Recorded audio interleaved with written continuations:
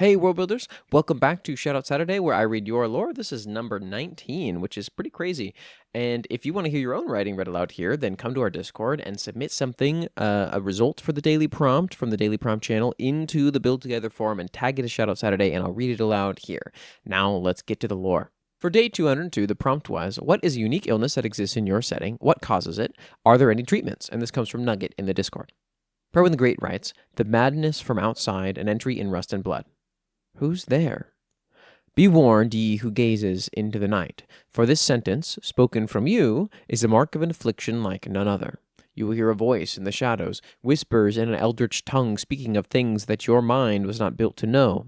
It will promise its companionship to you, a friendship with an impossible intelligence that marks you for doom. No matter how hard you ignore the voices, they won't ever stop talking to you unless you deafen yourself. Even then, you will find yourself asking questions that shouldn't be answered, cosmic truths of a judge, a monolithic entity that smites worlds. You will go to the streets preaching your discoveries, infecting the populace with your madness. Women, children, pets, all will fall to the calling, the truth, the madness from outside. Your skin will wither and bloom into spiraling, pitch-black tendrils. Music will emanate from inside your empty chest as you bloat out into infinite edges, forced to roam the night singing songs of solitary doom. A death you'll never know nor come to understand again as your very thoughts twist and become enthralled to a nameless god older than old. You will see infinite, finite curves so smooth their spines could pierce the heavens, a beautiful terror so hideous it sends ripples into your waving form. You must tell everyone about this. You must tell everyone about this. You must tell everyone about this. Nice, really good cosmic horror stuff from you, Predwin. This is very Lovecraftian. I like it. The Wanderer writes, Void Sickness. The power source of magic does not interact with other materials in a normal sense. It will seep through stone, water, iron, and air, with no regard for the pull of gravity or the movement of air. Without arcane procedures, it will disperse throughout the world. When a dark magic artifact is broken and not cleansed, or if a ley line of dark magic is present, those in the area can get void sickness. Void sickness only causes exhaustion and a feeling of weakness at first, but will wither the body with a black marking spreading throughout the body till it reaches the heart and the person dies. Thankfully, it is treatable. The body itself can fully recover if they leave the area within a day or two. Longer than that, and they'll need to be carried out. Longer than that, and they'll need serious help within the week. A few solutions exist to prevent death. While a river tier will treat any illness, it's impossibly difficult to find. A gold magic user can use magic to heal. Without the use of magic, it can be very difficult to cure void sickness. But a determined doctor can slowly nurse a person back to health, with getting lots of sunlight, staying clean, and avoiding decay of any kind can slow and lessen its spread. The food's consumption for void sickness needs to be watched. The food can't have gone bad, even if controlled decay is part of it. Wine, vinegar, and any manner of fermentation will make it worse. Meats also are off the table. Fresh fruits, vegetables, and grains. Bread and milk is the ideal meal, especially if salted with natural minerals and electrolytes. Interesting. I like the more minor details of the food is really interesting. Now, I don't mean to throw a wrench in things, and maybe you've already thought of this, The Wanderer, but isn't bread, at least leavened bread, is a fermentation process, kind of, right? Or similar anyway, because it's a byproduct of, like, feeding the yeast? I don't know. I'm not a bread scientist, but I feel like that's something. Anyway, really cool idea. Nugget writes, Lockhart disease, an entry in Petrichor. The Decayed is the god of disease, illness, and death. With this in mind, it's no wonder one of its main patron families has a hereditary blood condition that's so rare the disease was lovingly named after them. Lockhart disease, as it's unofficially called, is an autoimmune disease only experienced by the noble Lockhart family. It's been running in their family for generations, and no one really knows what exactly caused it other than a gift from gods themselves. Or perhaps it was simply a poor genetic mutation and it's their misfortunate health that aligned them with the Decayed. It starts slow, it always does, but as they get older, their body begins to wilt and erode. It starts slow, it always does, but as they get older, their body begins to wilt and erode, almost as if they were already dead. They become fatigued, their muscles weaken, they lose weight, cough up blood. The function of their organs begin to slow and fail. The average age of death in the Lockhart family is only in their 50s. As with most immunocompromised individuals, the major factor of fatality is when it's combined with other illnesses. When Ambrose was 17, there was a viral outbreak which infected the Lockharts among many others. It caused the deaths of 2 older siblings and a father, and nearly killed him too, but through some miracle, he survived. There is no treatment for Lockhart disease. Ambrose knows this quite well. Having been dealt a bad genetic hand, there was little that could be done for him, unless he took things into his own hands, of course. He began to study necromancy and became a lich in his desperate attempts to live. If his body was the issue, then he would simply rip out the dead and infected organs, the same way he removed his soul, only bloodier and messier, and replaced them with the fresh and borrowed remains of others, implemented seamlessly into his own body with necromancy until the disease inevitably rots those as well. The cycle of the decayed consumes all eventually, and still Ambrose refuses to join the garden of his god. Okay, super interesting. I'm curious about the logistics of how the family has remained populous up until this point, right? Do they just have a lot of kids? Are they doing a all sort of classic older, aristocratic families will do whatever they can to keep the bloodline going, so I'm sure that that's what's happening, but I'm interested in those logistics a little bit. For day 203, the prompt was, what is a task in your world that is largely automated, whether through robotics or more general engineering? Promo the Great writes, 8 Liam Complex 3, Mark 12, an entry in Rust and Blood. Rayonoskau has far less population density and count than most other nations, with massive swaths of land going on and on without sign of civilization, save for the well-made roads in between the mountains and the occasional farmland in the distance. The primary factors behind the low population of Rayonoskau are likely the harsh, constant blizzards that rack the countryside year-round, and the severe lack of food the country struggles with despite their trade pacts with both Caldatha and the mountain holds. The country luckily has plenty of monetary power to flaunt over their neighbors due to unusually high ore density in their entire country. Iron, tin, cobalt, and lead are all so abundant that a child is more likely to be kicking a nugget of iron down the street than a hunk of granite or other mundane rock. This wealth and resources allows Rayonoskau to arm itself far easier than any other nation if those resources could be gathered constantly, that is. The Kaglhold peaks to Rayonoskau's west, in particular, held great promise with massive iron seams exposed to the light, gleaming in welcome as the first Lord Cross sent forth a legion of miners to ramp into the region's immense bounty. The efforts didn't last long, however, as the harshest of blizzards pushed the miners out from the hillside, with the temperatures plummeting to well below zero.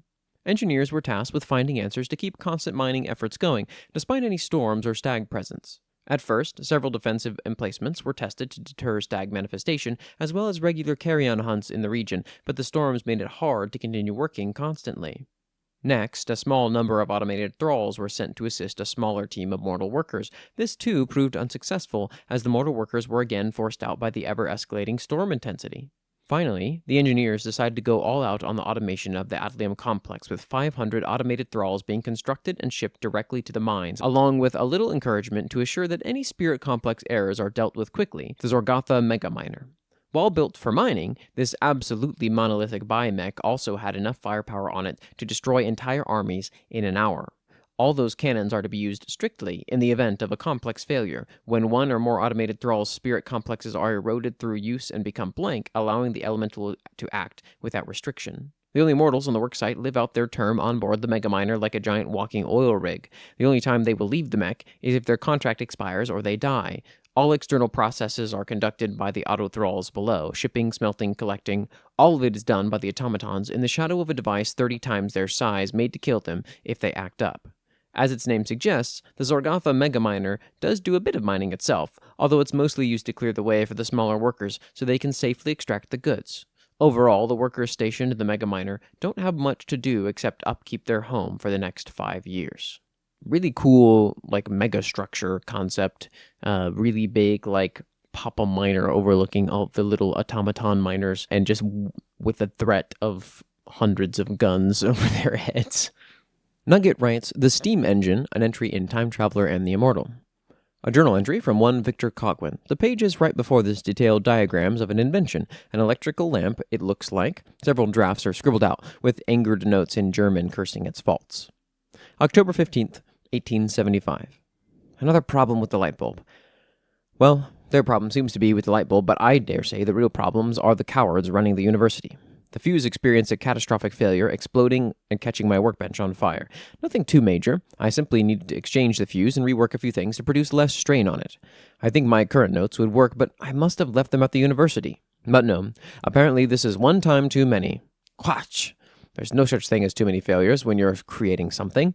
Here we have a scribbled, the bill regarding damages to the university and my imminent explosion has little to do with this.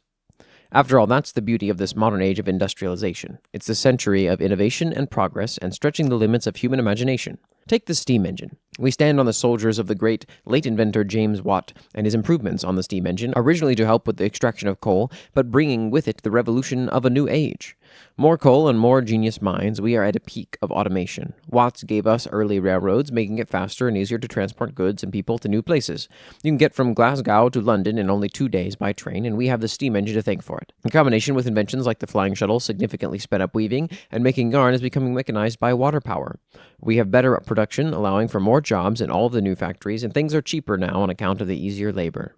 Things are certainly looking good compared to a century ago, let me tell you. And progress doesn't stop. I didn't think I'd make it to my 20s, but I look forward to how things will continue to evolve in the upcoming decades. I want to make something that will outlive me for centuries to come. Something that will write my name in the great pantheon of inventors of our time, even if I die a week from now. Would that be the true meaning of immortality? Maybe. If people give me a chance, anyway. Perhaps I should focus on a different project for a while.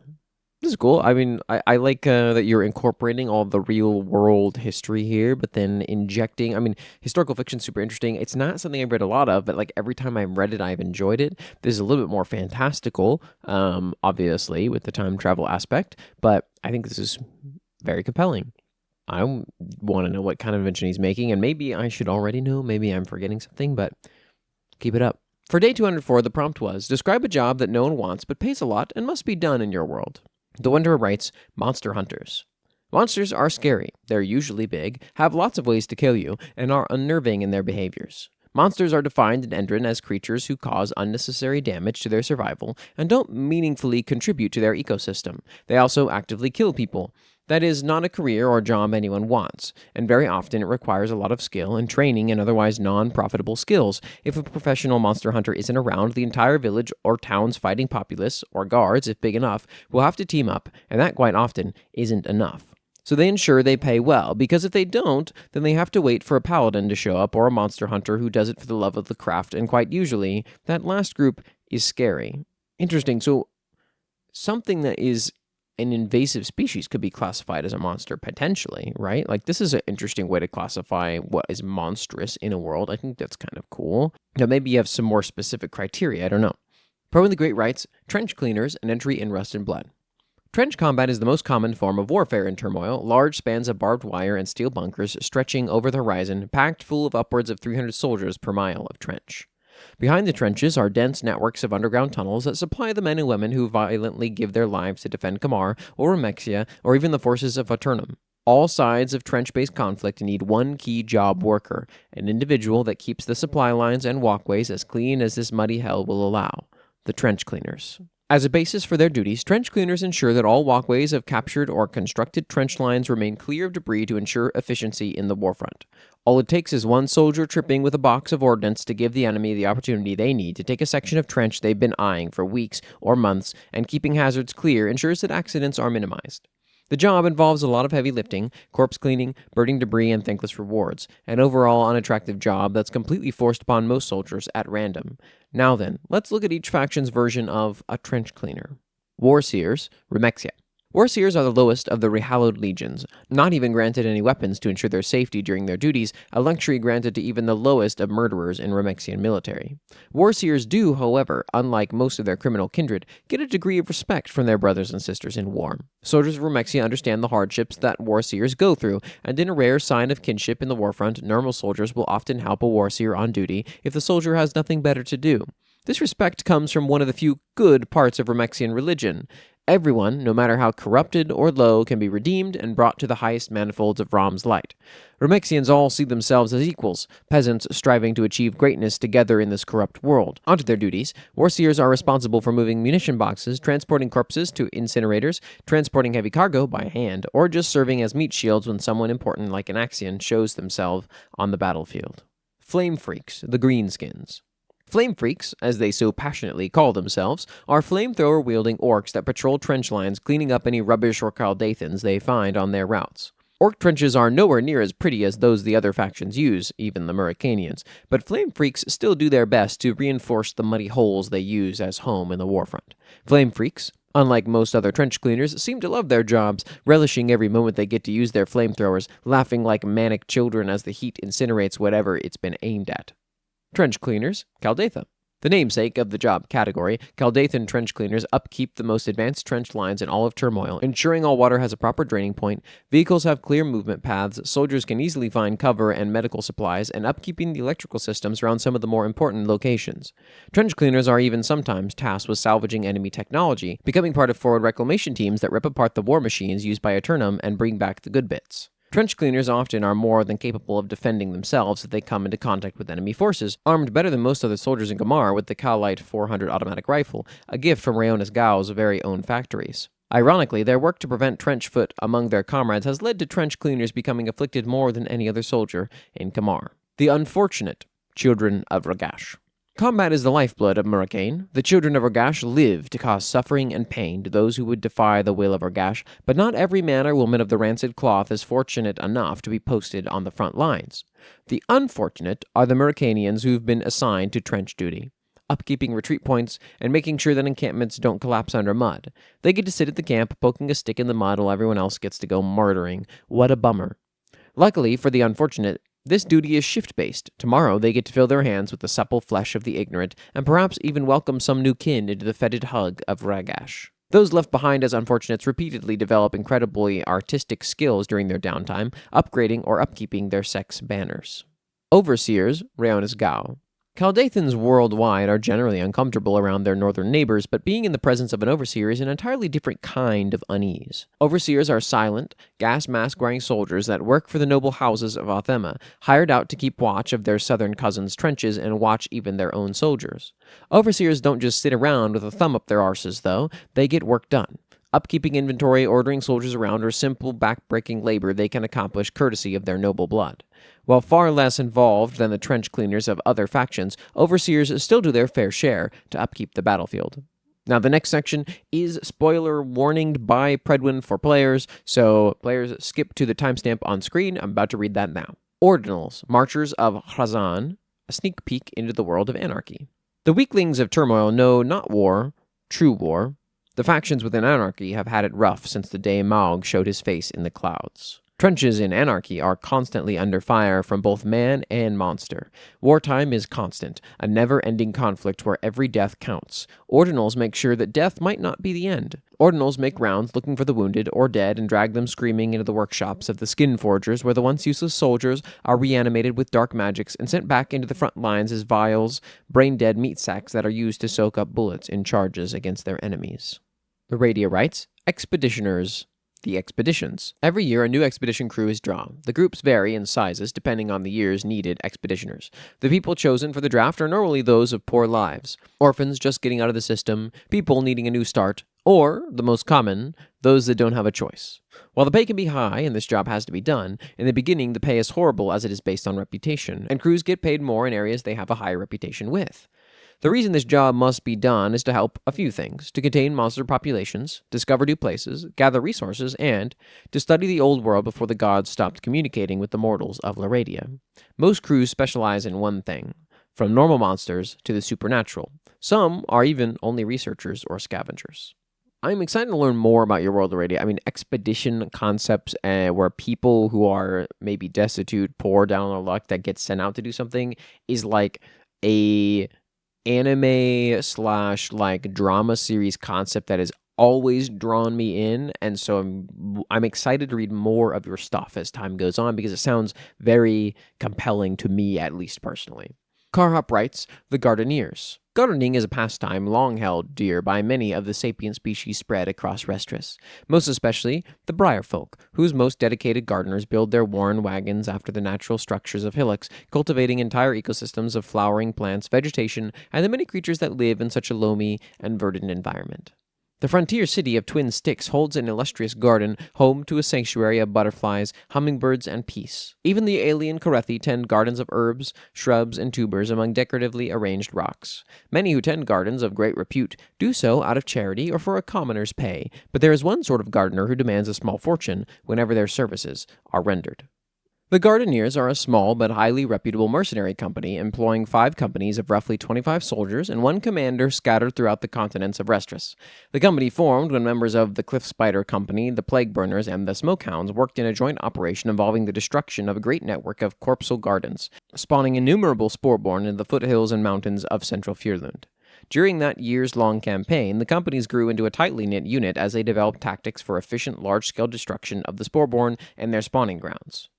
Many soldiers were lost to the plague, either outright killed or infected when killed by their companions. Eventually, the companies drew up a banner to fly alongside their individual organizations' banners, an orange trio of mushrooms burning against a field of gray. This would remind the companies of their solidarity and found kinship as despair threatened to set in as the years dragged on. Those who survived the cleansing left as a wholly separate company from their originators, filled with bitter contempt for their abandonment and a skill set which they were uniquely proficient in.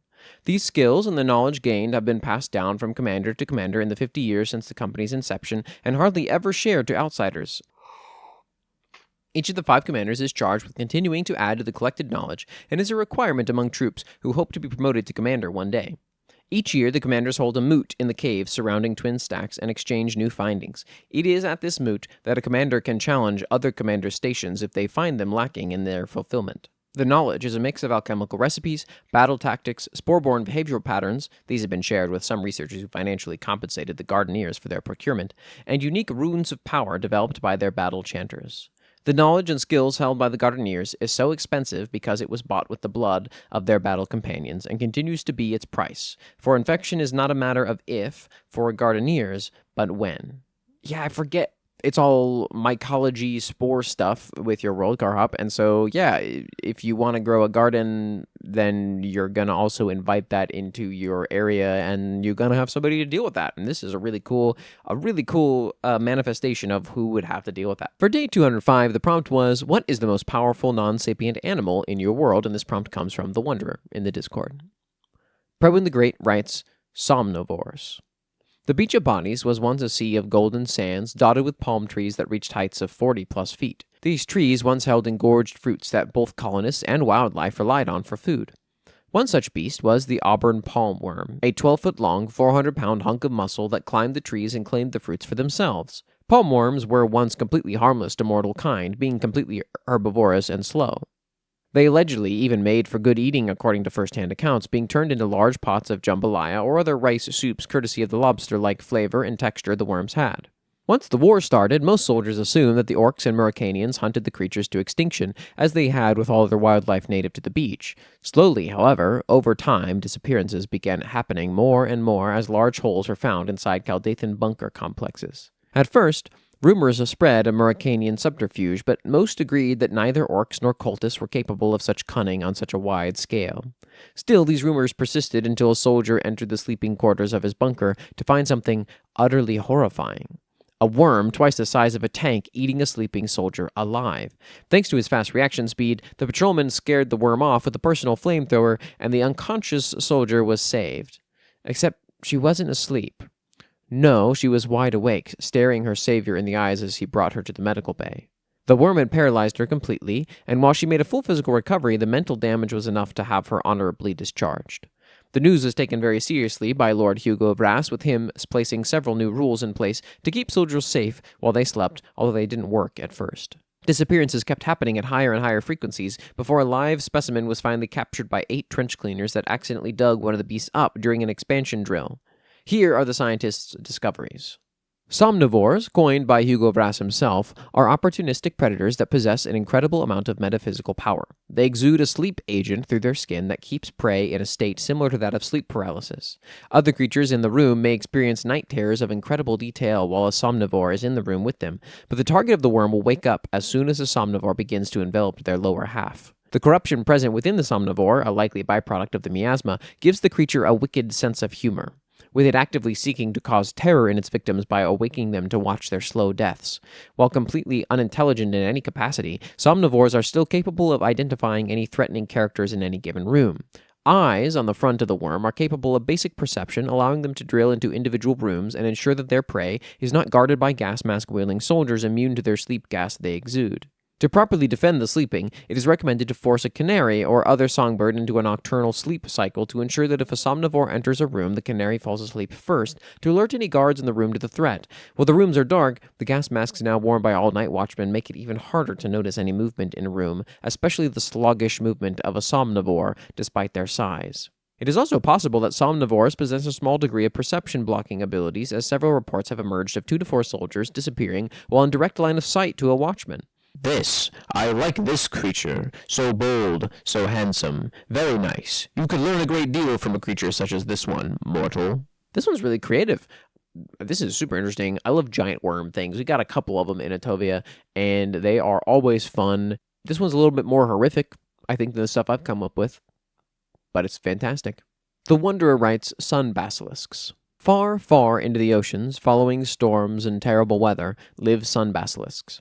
They follow Endrin's large storms across the sea, opening their maw which releases the most refreshing sunlight, with calm waters in the maw. Birds, fish, and ships alike are all quite tempted to sail into these monoliths of false hope. If a ship were to sail into its colossal maw, they would find at first calm waters with a warm sun until the sea began to rise and the sky fall. This until the ship is broken and the sailors slain by immense pressure. Their life force is sapped completely, and only when that is done is their body consumed for digestion. These creatures are powerful, spanning hundreds of feet tall and miles long. Their traps work consistently as nearly everything seeks refuge from a storm. But all the while, all they know is that food swims into their mouths. This is cool. It's a really, really, really, really, really big anglerfish for boats. Nice. Carhop writes, Hoslenbaum worm. Cove Barrel, A Discussion of Deific Decomposition, Volume 4, University of Liburn, 890 PFB. And so it can be assumed by our findings regarding the nature of the Pavonian substrate, which our world has grown from that all life, including flora, fauna, sentient, sapient, and even that life which does not perceive yet simply exists, shares a common ancestry in ancient and unknowable Hagmish and Cryptis, and their children conceived or forged. Assuming this to be true, one may begin to question the result of multiple divine corpses, or pieces of corpses, decomposing in overlap. While we maintain that all sapient species originate from the decomposing hearts of distinct Pavon, it can be assumed that the creatures of lesser cognition may be a result of this cross-decomposition. The great worms may be the best proof of this theory, having the tenacity and ferocious character of dragons, whom we have in volumes previously established as directly born from the scattered scales of the iron rot, but the bestial nature of creatures whose origins are found in the corpse of Corvail. To be candid, this researcher finds great frustration in our inability to test this theory. If one could simply procure Pavonian material and simulate the conditions of life-giving decomposition, one could prove this theory true. I digress. The valleys, hills, and mountains which make up the landscape of Firland are no stranger to dangerous beasts such as the Glutger, the soot bear, and the man-sized Versen condor. But no beast in the territory or the world compares to the gargantuan serpents which call the region home. More often heard than seen, the Hasselbaum worm's distinctive rattle is a clear warning to those within earshot. You are in its territory, and should leave post-haste. Those who have surveyed the creatures describe them as 30 to 40 feet in length, with their hard-scaled bodies measuring at circumference of 38 to 50 feet. They are limbless beasts incapable of flight, having no wings. Despite this gargantuan size, the serpentine beasts strike rapidly with a bite force capable of crushing boulders and snapping ancient trees in half as if they were brittle driftwood. A pair of wicked horns rise off the worm's brows, and their snouts are particularly blunted, thought to be an evolutionary strategy to avoid being burned by the flammable venom they are capable of launching with force up to distances of 60 feet. Their scales are primarily different shades of brown and gray and form a diamond-like pattern along their backs, allowing them to hide with ease in their mountainous homes. The most dangerous feature, that which the species derives its name from, is the explosive rattle at the end of the Hasselbaum's tail. These rattles are formed of hollow keratin plates enhanced by minerals they often ingest as a byproduct of their massive bites, reaching a hardness akin to tempered steel.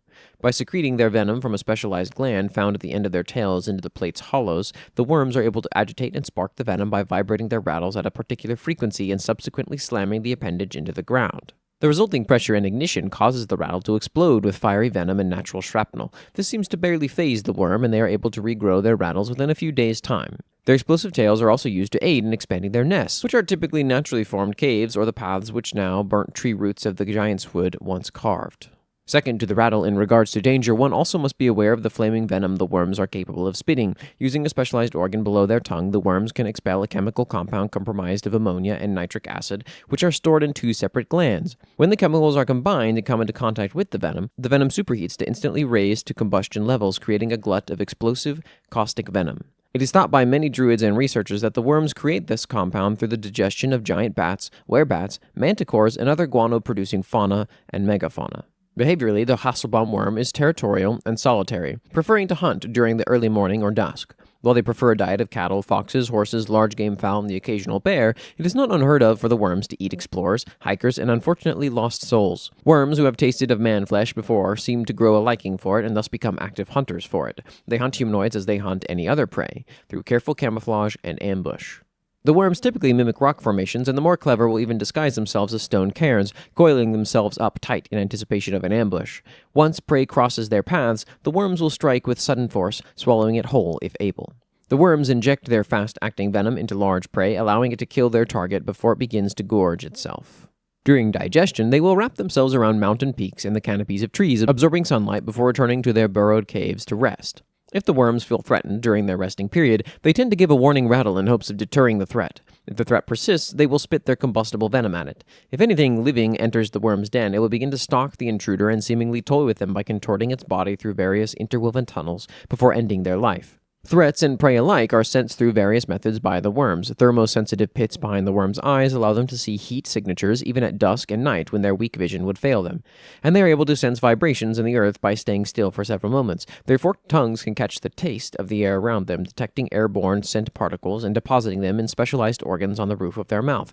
This makes it quite difficult to go undetected by the great serpents, even for the stealthiest of thieves and spelunkers. An old adage is often given to any who would plan to hike in the Jugosrach mountains. One must hope that if they are so unfortunate as to come upon a Hasselbaum, that it is either sleeping or simply disinterested due to a full belly. Nice. More big giant worm things. I love big giant worm things. These ones are really well described and well thought out, Carhop. Very good job with the biology of this creature. Super cool stuff. I love the exploding tail is super cool. It feels supernatural and fantastical, but also grounded. Love it. Probin the Great writes a guild entry for day 204 as well, which is a joint project between Probin the Great, Mycoman, and Sign of the Soap Eater, I believe. Interloper 2, The Rift Touched. Documented by Director Null. Class Palladium. Rank varied. Storage Ritual. All collaboratives affected by I-2, whether from birth or other interloper exposure, are to be assessed in the actuary for potential, then deployed to match their strength and classification. If Rift Touched are found to be rejecting their power, they are to be disposed of as quickly as possible. Classes. Weavers. Rift Touch that are able to tap into the rifts and through incantation and practice utilize its energies to fling destructive power and grant boons onto their fellow Rift Touched. Mild resistance to Rift energies. Vanguards. Rift Touch that are extremely resilient to the effects of Rift energy. These individuals are capable of walking through most damage inflicted by Omega rank interlopers and some lesser extremes of Aether rank interlopers. They make excellent frontliners in delves. Scribes. Nearly immune to the effects of Rift energy, yet unable to manipulate it like their kin, Scribes are the only individuals capable of deciphering Rift script and are largely immune to the effects of interlopers that attack the mind to an extent. See Grimoire Rift Touch detailed classifications and abilities for more information regarding individual classes. Collaborative effects. Rift Touched are the only proper response currently available to sudden Rift yawnings or discovery of interlopers, not noted in the tomes found within Interloper 1. Rift Touched are capable of quick adaptations to their environments and can imprison or banish new interlopers far quicker than mundane collaboratives. As such, each delve team is to contain at least one Rift Touched at all times to properly command mundane delve mates. I like the classes idea. This is cool. I mean, you're building this out to a point where you could have like some cool homebrew stuff that you threw into a TTRPG to make this like a playable thing. This would be super interesting to play in this custom SCP-esque world. For day 206, the prompt was, what is the weakest group that has a reputation for being powerful? And this came from the Wanderer in the Discord. Probin the Great writes, the Wardens, an entry in Rust and Blood. If you asked a Kartoff what the strongest tribe was, there would be mixed answers, between self-serving glory hunters professing the strength of their own kinsmen, or humble elders recanting the tales of valor that other tribes have accomplished. But behind all the tales of glory, self-indulging or not, there is a definitive, well-identifiable number one tribe that all bring up repetitively, the Wardens. Every tribesman knows at least one tale in relation to the might of their northeastern neighbors, and those tales are among the most well-recanted of any campfire story within Grellah. These tales speak of the Warden's fortress in the snow, rebuilt out of the corpse of the far empire holding off a tide of colossal arthropods hidden by the blizzards. They speak of the might held by the men and women of Drukai to hold their own against the infinite and still keep the beast of bone imprisoned. While it is true that the Wardens are in a never-ending fight against the wildlife of Drukai, the battles they enact are never showy, instead being bitter skirmishes where desperate mortals run away from entities that can part the very sky. The Wardens are outnumbered, outgunned, but not outsmarted. While their victories are nothing to sneeze at, it's still safe to assume that their military might is the weakest of all the Carhop. This is cool. I feel like a lot of people created groups that actually were strong in some way, but were just significantly weaker than perceived as, which I think is a really interesting take on this prompt. It's not where I went, but I find it kind of fascinating. Nugget writes, the difference between witches and gods, an entry in Time Traveler and the Immortal. Victor, go upstairs. What? I'll be back in 20 minutes.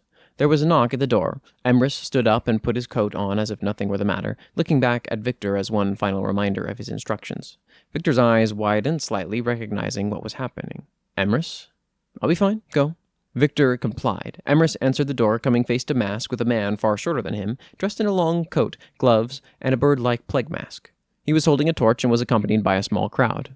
You're late, Emrys said. I should have been late 5 minutes ago. Emrys actually wasn't sure if this was true. Victor would probably know, down to the second at that, but Emrys just likes screwing with people when their minds were already made up about him. I do not abide by your schedule, the Witchfinder asserted, though it was clear he didn't know what to make of Emrys's remark. Oh, of course, apologies. At least the witch knows some respect. Shame it won't be enough to save you now. Emrys rolled his eyes. Right. The Witchfinder snapped his fingers, and a few members of the crowd, dressed in a similar fashion, grabbed Emrys, forcing his hands behind his back and tying them tightly with rope.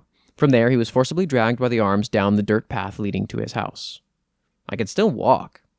We can't have you casting any spells, can we? Because tying my hands would stop me, right.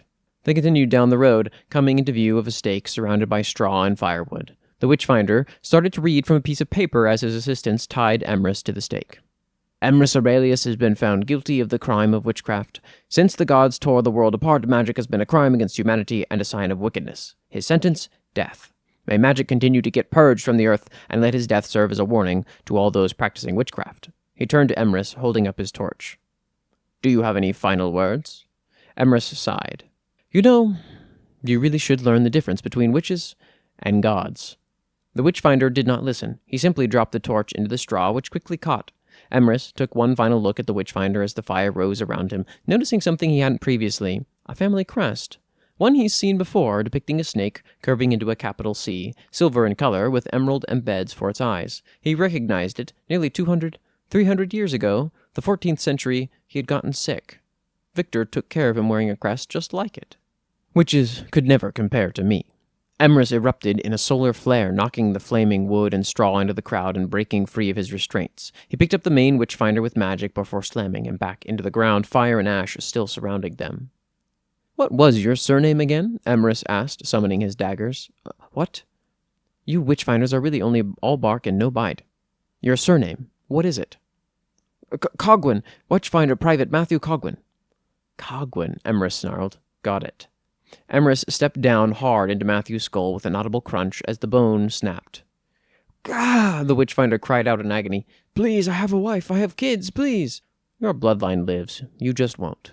And Emrys swiftly and cleanly slit the man's throat. He stood there for a moment in silence, broken only by the crackling fire, before making his way back to his shop. After all, he promised Victor he'd be back, and there was something they needed to talk about. This is fun getting to do a bunch of, in-the-moment, third-person perspective narratives for your stuff, Nugget, lately. I'm hoping I'm doing a good job with name pronunciation as well as just, voice reading and things like that. I try to keep a consistent tone between characters. I don't necessarily know what kind of voices they should have, but I hope it's not horrible to you. The Wanderer writes, Alcius, mighty powerhouse for a city-state. The northernmost of the 5 kingdoms is a vast stretching realm of snow and stone, a vast frozen realm of ruins. Alcius is a nation built on the ruins of the Alcians, who disappeared nearly 1,000 years ago. The modern nation is built on the ruins of that one. Their kingdom is vastly the largest, but barely more than the capital is inhabited. They live on a vast treasure trove of arcane wealth, but lack the infrastructure to utilize it. They have a vast treasury, but in truth all other resources are imported. They have an immortal queen, yes, even a powerful dragon that defends their city and keeps it warm. However, the dragon is not a controlled one, just a protective one. While Cius has the potential to eventually overtake all the others, it isn't self-sufficient yet. Its queen works tirelessly to ensure that the other 4 kingdoms think it is strong, but in truth, if they were to realize how vulnerable the kingdom is, a trade war could cripple and perhaps dismantle the Alcyon realm faster than a siege would. Their vast influence and authority, being seen as a mysterious and powerful realm, is held together by an immortal queen's century-long schemes to keep her people safe. In truth, they only hold power because the other nations believe they already have it. Right, this gives me Skyrim vibes, just this place of like frozen treasures that has sort of sparsely populated and viewed externally as something stronger than it is. Not that that's a Skyrim lore thing, but it's giving me Skyrim. For day 207, the prompt was, what percentage of the population of your world is literate? Bourbon the Great writes, literacy statistics, and entry in Rust and Blood. Kamar. Around 80% of Kamar is literate, with the mountain holds therein having a total of an estimated 97% literacy rate alone. Remexia. 100% of the Remexian population is literate, but not all the way literate. Instead of being able to read what the Seven Saints wants them to, propaganda, verses from the Remexian Bible, etc. The grand majority of Rom-speak words are impossible for a soldier of Remexia to spell or even recognize. Grala. 60% of Kartoff are able to read and write, but the majority of this number being Havanites. The Greenskins. No, just no. The children of Ragash. Surprisingly, the children of Ragash take education very seriously, with around 98 to 100% of their number being completely fluent in Seftor, both in writing and reading. The Adamantine Court. 20% of the population in Orcadia is allowed to learn reading and writing. Learning how to read without proper paperwork is punishable by death. The Auternals. As can be expected, the Auternals are 100% literate and fluent in every language on Turmoil and beyond. Nice. Great little update. Nugget writes, the accessibility of education in Petrichor and entry in Petrichor. Education is not a right in Petrichor, it is a luxury for those who can afford it. The First Estate. Members of the First Estate are required to have a certain level of formal education before they can join the church. The clergy requires a lot of reading and writing as part of their daily responsibilities, regardless of position. It's the only estate with such a literacy prerequisite, and as such, church members are going to be some of the most literate people in all of Petrichor. The Second Estate. The aristocracy is based on blood above all else, so there technically isn't the same literacy prerequisite as the First Estate. However, it's basically unheard of for a member of the Second Estate to be uneducated. With their immense wealth and emphasis on status and politics, the aristocratic families make sure their children have the highest level of education money can buy. Even illegitimate children are going to have a high level of education for the sake of insurance. Council members and heirs have even more reason to pursue a higher education, usually political science or economics. The Third Estate. The Third Estate makes up the other 95% of Petrichor's population, so the statistics for them are more split up than the others. The upper middle class and bourgeoisie will be well read. They're still in an economic level that can afford education for better opportunities, which will keep well paid enough to stay in a higher class. The middle class and working middle class will usually have at least basic literacy. Most jobs available to them don't strictly require reading and rely more on experience and general knowledge, but still, better to know how to read than not. However, with the economy getting worse, education is a luxury more people and families are being forced to sacrifice. The lower class and vagrants are very unlikely to be literate. The ability to read is a sign of status, and the people who end up in Lower Petrichor have none. There is a reason the first thing Edward asked Thaddeus when they met was, "Do you read?" and "Can you teach me?" Even if Thaddeus was only a child at the time, the level of literacy means everything to them, especially to a mage like Edward. Innate magic means little if you can't learn how to use it. A lower-class mage is still lower class, and Thaddeus knowing how to read early on is actually quite telling. His higher education for his class, even before the orphanage, acts as a hint that he has blood of far higher class than he'd like to let on. Serfs are a bit of a strange category here. They're so low on the class ladder it almost loops around. Serfs work for people of the higher class, the bourgeoisie, the second estate, etc., and are treated more like property than anything else. They don't often get paid, but they are provided with food, housing, and protection in exchange for their services. They aren't slaves, exactly. They could hypothetically always leave, but most would be worse off doing so. Those higher estates value status and luxury, and that extends to their staff. All things considered, if you're working for someone of status, they tend to care about making sure you reflect that too. Because of this, it actually isn't uncommon for the serfs class to be educated to some extent, even if it's only to make their lords look more impressive. This is really comprehensive coverage, actually, of the sort of the political stats on who is or isn't very literate and why or why not. I find stuff like this really fascinating. I did something kind of similar with my different nations in Atovia, and it's really kind of fun to put together because I had thought about it kind of before, but hadn't actually put it all out there. And it's cool to read this in petrichor as well. You've really thought this through, I feel like, and it comes across great. The Wanderer writes, Essential Speak. Nearly 100%, though not in the typical sense. Nearly every species in Endrin knows Essential Speak. It is the barest bones of something that could be considered language. While the majority of languages are evolutions of Essential Speak, they're different enough to not understand each other besides the occasional universal one. However, Essential Speak in written form is nearly wholly unaltered. It is just an item's name, such as copper, iron, the amount, and how much it's for. It can't really be used as a coherent reading like, say, English can, but it is a form of literacy.